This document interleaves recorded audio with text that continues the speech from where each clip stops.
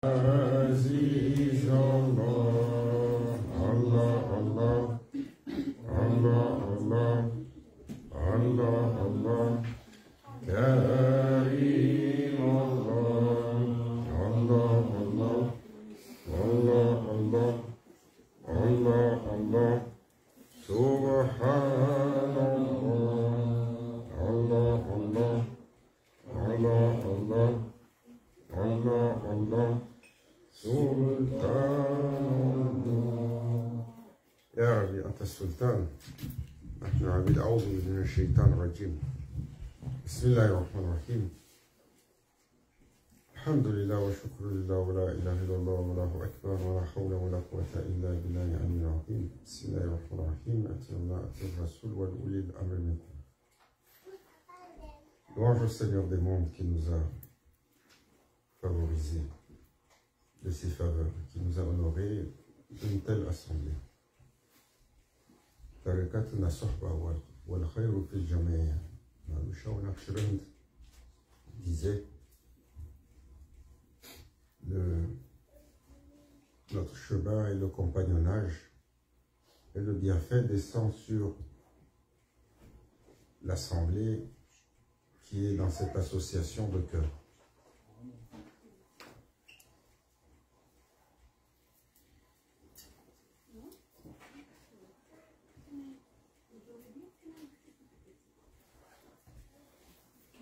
La sagesse,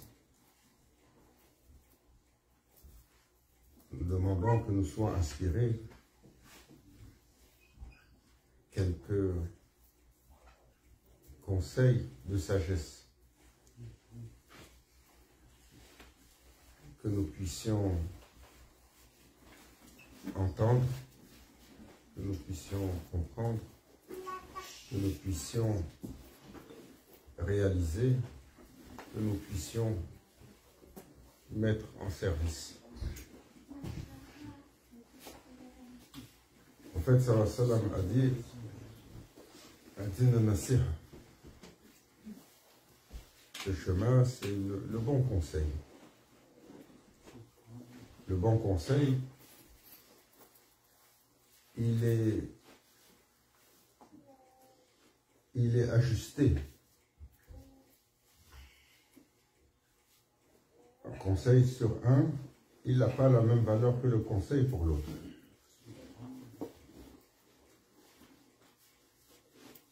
Et le conseil aujourd'hui, il n'a pas la même valeur que le conseil hier ou celui de demain.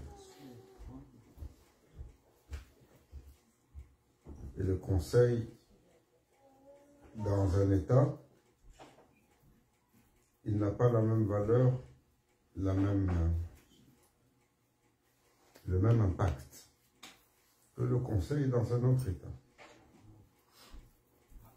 C'est pour ça le prophète sallallahu alayhi wa sallam, il a dit parler aux gens selon leur compréhension. C'est une parole du prophète sallallahu alayhi wa sallam qui est expliquée de différentes façons. Mais Mashaïkina al-Kiram, nos enseignants, ils disent tous, Maulana Cheikh Hicham nous enseignait, Maulana Cheikh Nazm, que parler aux gens de bon langage, c'est leur parler pour une parole effective selon leur niveau de compréhension.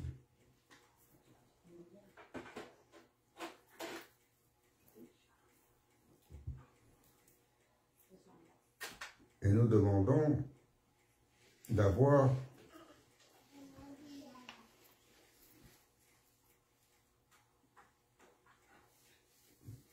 la réception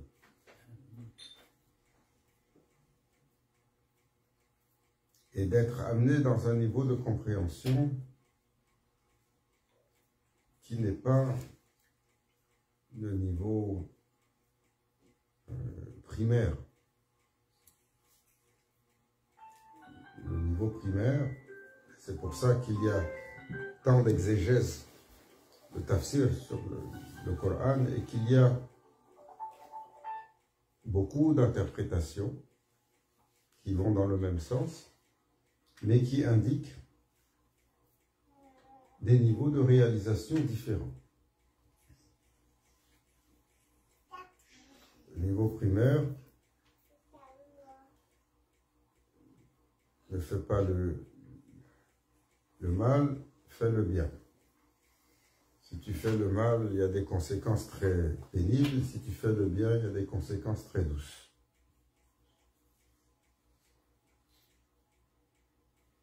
Et après, Allah Azza wa Jal manifeste un autre langage qui est plus nuancé, qui traduit d'autres subtilités et qui ne répond plus à la dynamique binaire du croyant versus le mécréant, mais il va adresser les croyants. Et quand il adresse les croyants, il les invite à faire encore mieux que ce qu'ils font. Il les invite à persévérer sur le chemin qu'ils ont choisi.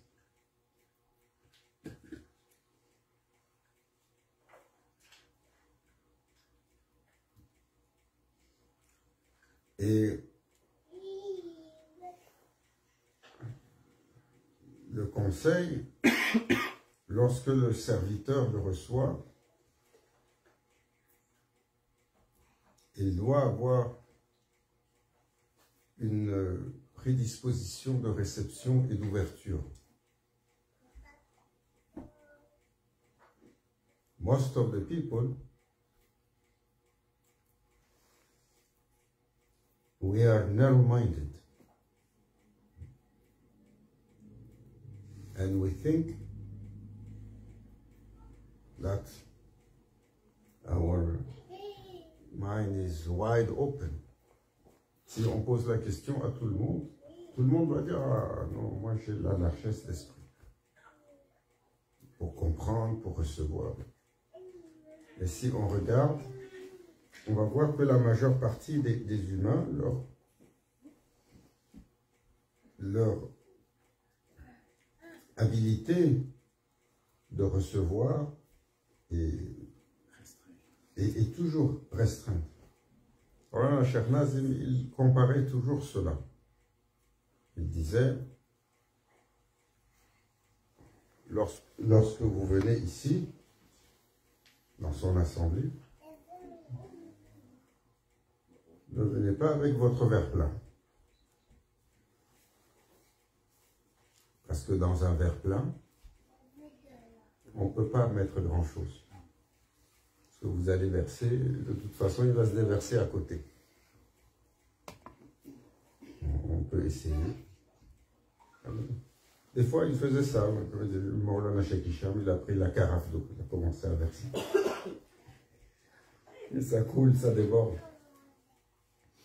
Pour que les gens comprennent bien ce principe, sur ce chemin, d'arriver avec une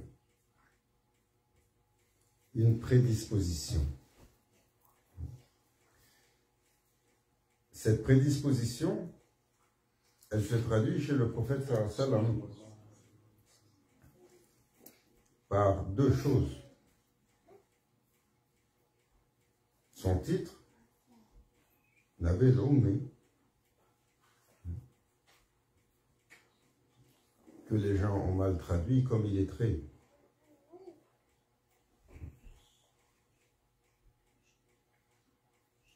Nabil Ummi,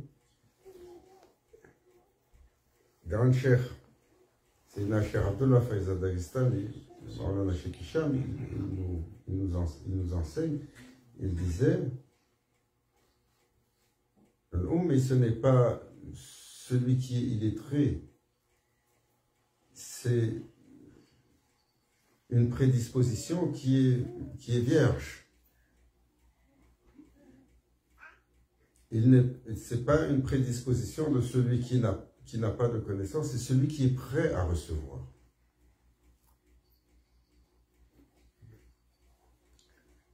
Et l'autre chose, le prophète,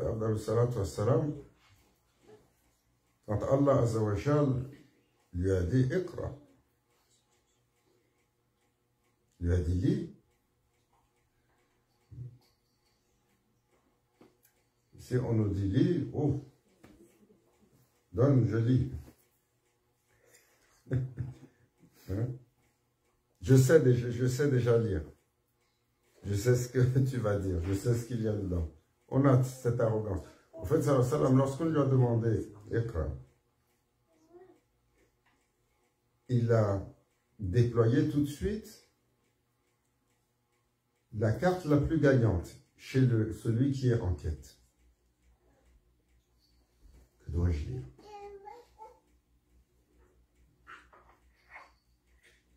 Pour avoir le caractère de celui qui se rabaisse pour recevoir et pour avoir l'humilité de dire, de comprendre que sans direction, sans directive, sans une main pour nous guider, l'effort de lecture, l'effort de compréhension, il est vain. Et donc, les machères, ils disent, lorsqu'on est sur un chemin de quête, il faut nécessairement, d'une façon ou d'une autre, se rappeler constamment. Pourquoi? Parce que nous pensons que lorsqu'on a fait l'effort, quand on vient au cher pour dire au cher, je veux la tariqa, enseigne-moi, montre-moi le chemin. Lorsqu'on a fait une fois, c'est bien. Yawm al-jadid rizqun jadid.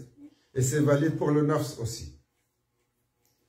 Une fois que cette journée est passée, l'autre journée, celui que vous avez essayé de discipliner, qu'est-ce qu'il fait? Il revient sur son naturel. Hein? Vous chassez le naturel, il revient au galop. Et le processus dans la vie du serviteur et du croyant de redressement, de discipline, ce n'est pas un processus que l'on met en place une fois. Il est permanent, il est constant.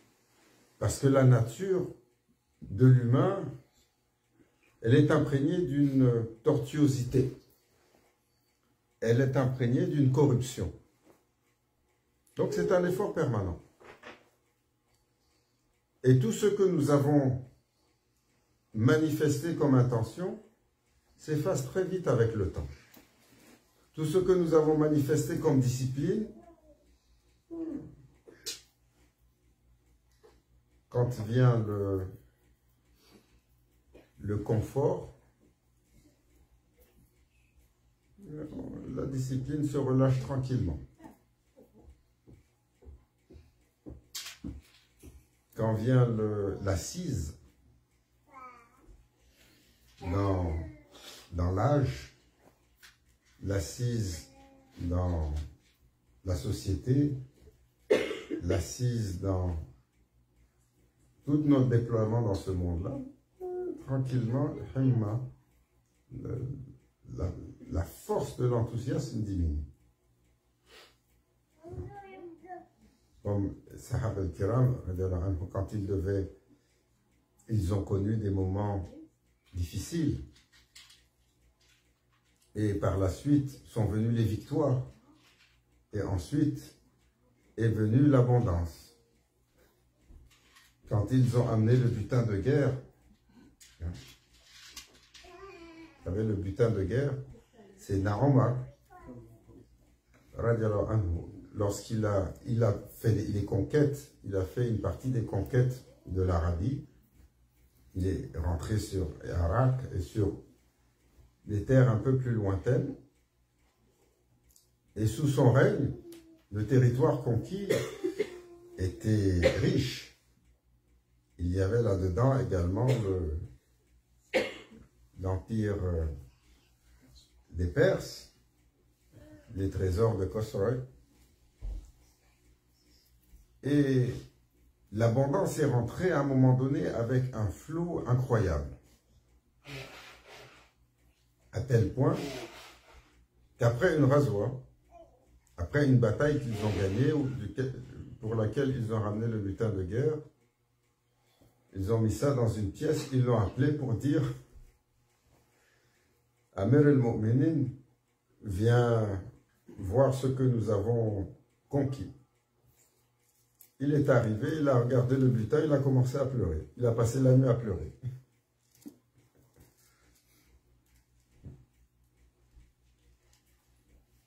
Et les compagnons étaient perplexes.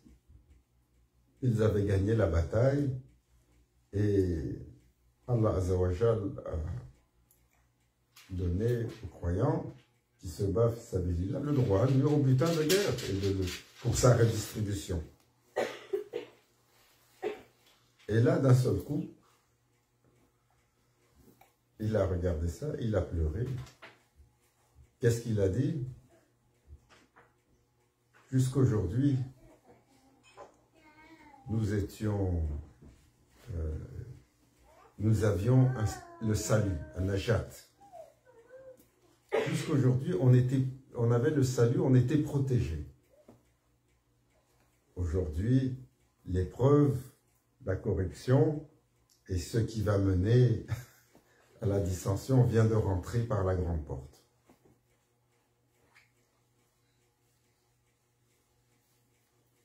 Et ce butin était important. Il était si important que, qu'est-ce qu'il a dû faire? C'est Omar, il a dû changer les règles du butin.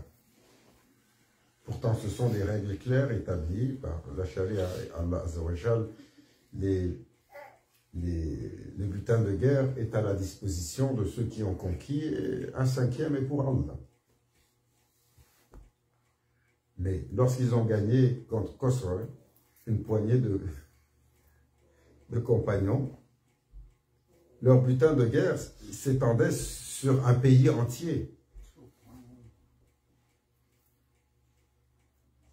Et Sayyidina Omar leur a dit, vous ne pouvez pas hériter de toutes ces terres.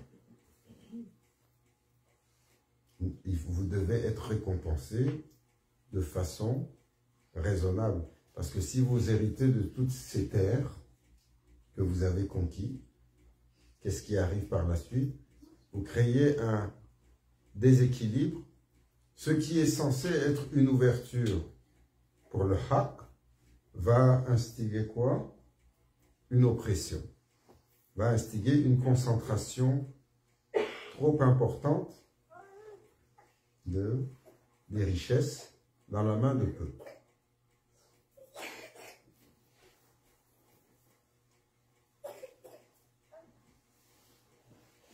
Alors, lorsqu'est venu ces guerres, le butin est rentré, le confort s'est installé, il devait y avoir d'autres campagnes.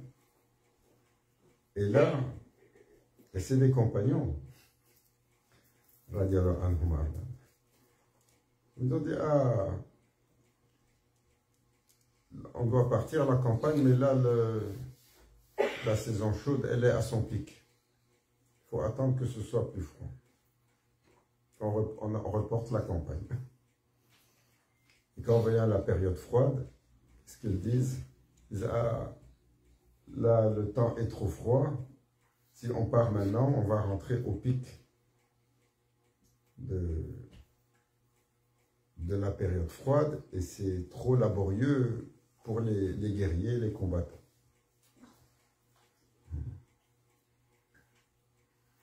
Parce que oui, même si ce sont des pays chauds, ça reste des pays désertiques. Et qui dit pays désertique, dit une amplitude de température extrême.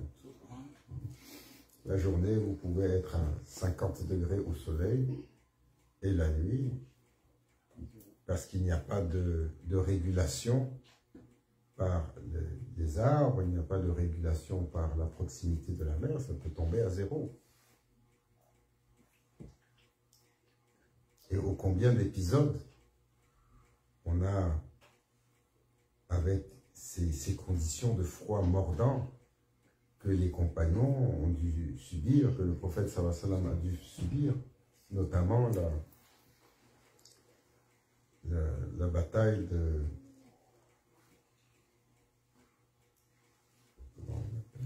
Khandak, la bataille des tranchées. Il faisait un froid où on n'arrivait même plus à se préparer à la guerre.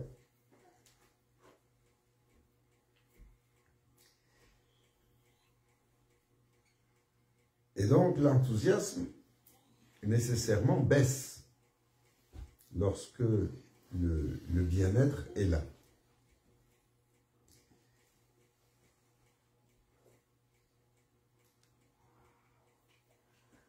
On revient. Donc Maulana Cheikh, il disait, faites attention à comment vous remplissez, vous videz votre verre.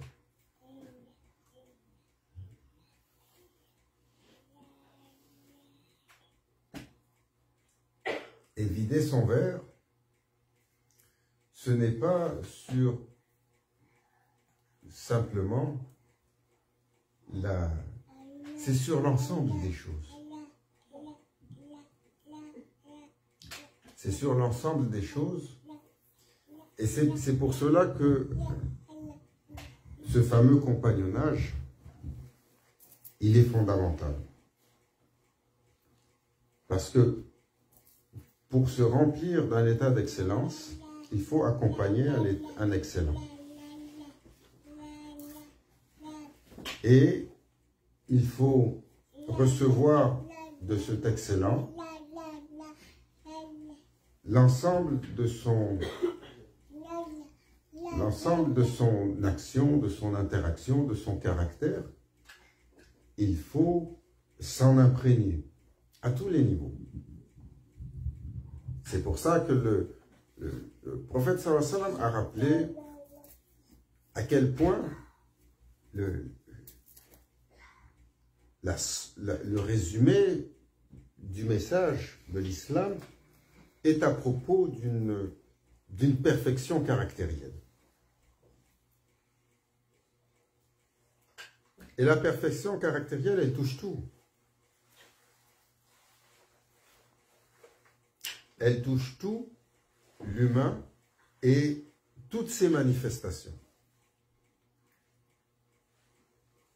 Son physique, son mental, son état de cœur, son action, sa réaction, ses interactions, son mouvement quotidien, son mouvement perpétuel, tous les aspects de l'humain sont visés par cette excellence caractérielle. Et vider son verre est la chose la plus difficile pour nous. Et donc, c'est au même titre que beaucoup de choses, c'est une vigilance qu'il faut avoir. Et il faut être à mesure de faire une remise en question.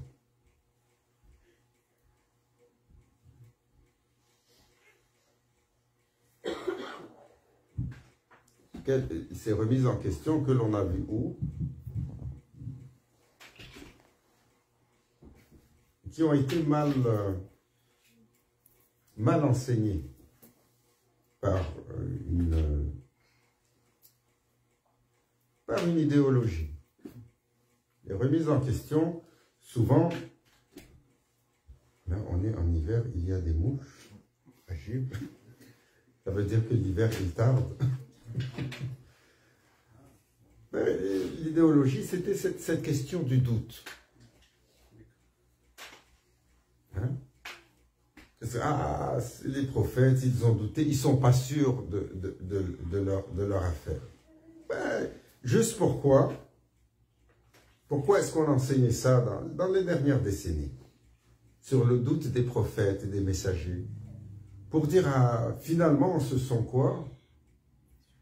Des humains comme nous. Ils font les erreurs comme nous, ils sont dans le doute comme nous, ils sont dans le questionnement comme nous. Et ils sont dans le péché comme nous. Pour essayer de les rabaisser. Hein? Pourquoi? Parce que si vous arrivez à rabaisser les awliya, vous arrivez à rabaisser les sahaba, vous arrivez à rabaisser les prophètes, les anbiya, après, c'est quoi? Qui est-ce que vous pouvez rabaisser? Le prophète sallallahu alayhi wa sallam. Ils ne sont pas fous pour aller rabaisser Allah, mais le fait de tout rabaisser, ça équivaut à rabaisser Allah. Pourquoi? Parce que Allah, il a dit, il dit à propos du prophète sallallahu alayhi wa sallam, nous avons exalté la mention de ton nom. Nous t'avons élevé, nous t'avons infusé de la connaissance, nous avons parfait ton caractère. Les éloges du prophète sallallahu alayhi wa sallam et les mentions de son élévation sont constantes de la part d'Allah. Alors ce fameux doute des prophètes, des messagers, c'est une manifestation de leur humilité devant Allah. D'être inquiet, d'être dans cette prédisposition de dire peut-être que je ne suis pas où je devrais être, peut-être que je ne fais pas ce que je devrais faire. Et d'avoir toujours cette dimension de reposer sur son Seigneur désespérément. D'être inquiet, d'avoir la bonne guidance. D'être inquiet, d'avoir la bonne compréhension. D'être inquiet, d'avoir la bonne résolution pour avancer. Suis-je sur la satisfaction divine? J'essaye de faire, mais peut-être que je suis dans l'erreur. Peut-être que je n'ai pas l'assentiment de mon Seigneur. Cela, qu'est-ce que ça fait? Ça augmente l'humilité et ça diminue l'arrogance et la prétention. Et surtout, cela permet d'avoir d'Allah le support, le Seigneur des mondes est toujours satisfait avec le serviteur qui est soucieux du plaisir d'Allah, du droit d'Allah. D'abord et avant tout. Ce droit qui nous fait tellement défaut, ce souci qui nous fait tellement défaut aujourd'hui.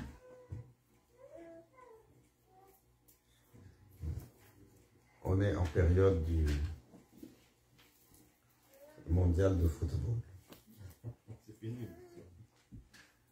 Ouais, c'est fini pour l'équipe du monde musulman ou du monde arabe. Quand le Maroc est parti, c'est fini. Et je suis désolé, il faut que j'en parle un peu parce que... Il reste la France. La France, c'est l'Afrique. Il reste la France ou il reste l'Afrique. Les Français là-dedans, mais hier, on a assisté à la défaite du Maroc, qui s'est bien battu, qui a quand même performé pour arriver là. Et il y a une tristesse chez l'ensemble du monde musulman, et pas simplement chez les Marocains, l'ensemble du monde musulman, dans le monde arabe. Comme je disais à quelqu'un du Maroc aujourd'hui, cette semaine on est tous marocains avec vous. Même les Algériens ont dit ça.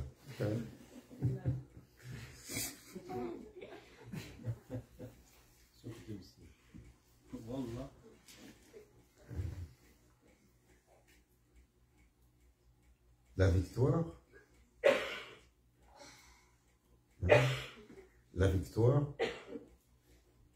pour Allah n'est pas la victoire d'une équipe de football qui se hisse pour devenir la première équipe du monde. Si cette équipe avait gagné, qu'est-ce que ça aurait changé pour l'islam? Qu'est-ce que ça aurait changé pour les musulmans, à part d'avoir, machallah, un beau sentiment de fierté, même si elle avait gagné la Coupe du Monde. Mais pourtant, dans l'imaginaire collectif des musulmans et de l'ensemble, cette victoire est importante pour la grandeur et l'honneur des musulmans. On a gagné la coupe. Et si vous gagnez la coupe, qu'est-ce qui va en découler?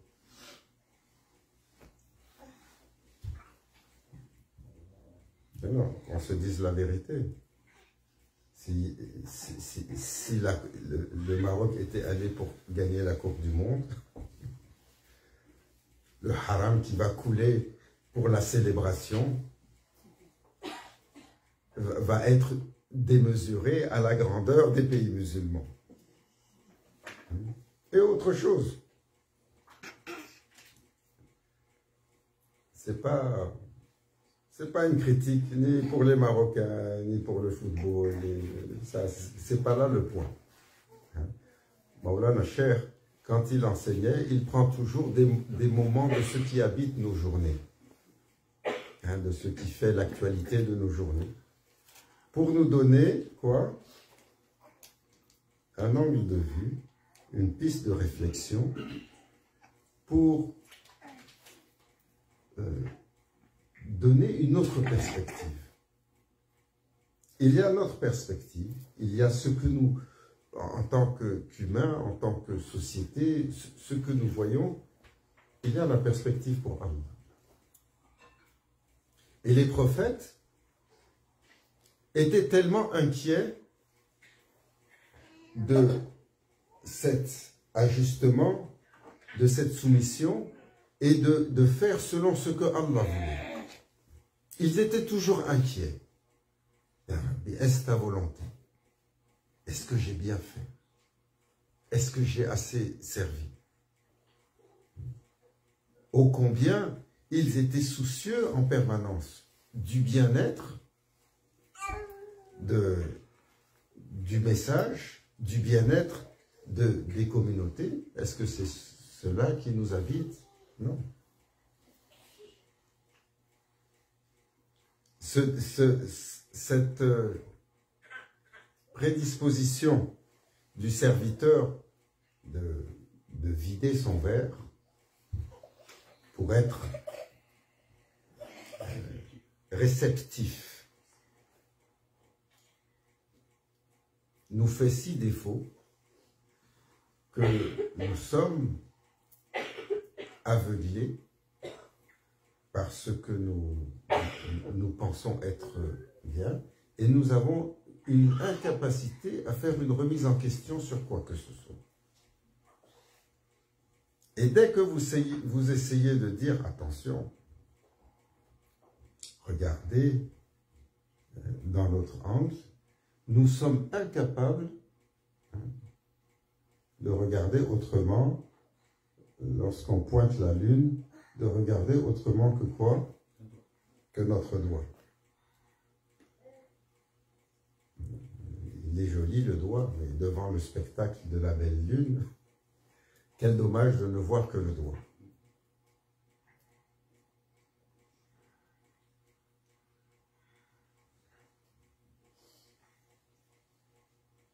Qu'Allah Azza wa Jal nous permette de faire cette remise en question constamment. Comme Sayyidina Omar, encore, qui était inquiet jusqu'à la fin de sa vie par cette histoire avec Sayyidina Hudayfa, où il le questionnait, est-ce que je suis parmi les hypocrites? Est-ce que je fais partie d'eux? Tu as la liste des hypocrites. Jusqu'à sa mort, il n'est pas sûr.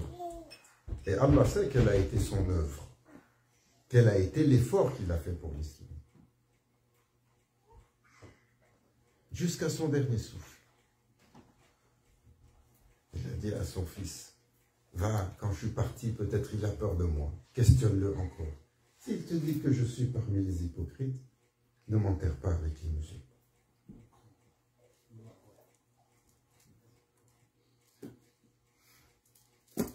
Ça, c'est normal. Nous, qu'est-ce qu'on doit dire? On est des hypocrites. Est-ce qu'on oserait prétendre autre chose? Non. On sait que le nifaq, il se cache dans toutes les couches de notre caractère, de notre foi, de notre détermination, de façon subtile. Celui qui pense qu'il n'a pas, alors il est en danger. On demande, Ya Rabbi, pardonne-nous, guide-nous, donne-nous le support pour nous libérer de cette hypocrisie sournoise, subtile, qui est dans les petites choses. Nous ne parlons pas de cette hypocrisie évidente de celui qui prétend être un musulman et qui, en cachette, ne l'est pas. Non. Nous parlons de l'autre hypocrisie. Celui qui a reçu l'islam, qui prétend avoir, mais qui dans les faits ne remplit pas le mandat. Et nous ne remplissons pas le mandat, ni de la charia, ni de la haqiqa. Nous ne remplissons pas le mandat de tous les niveaux de l'islam.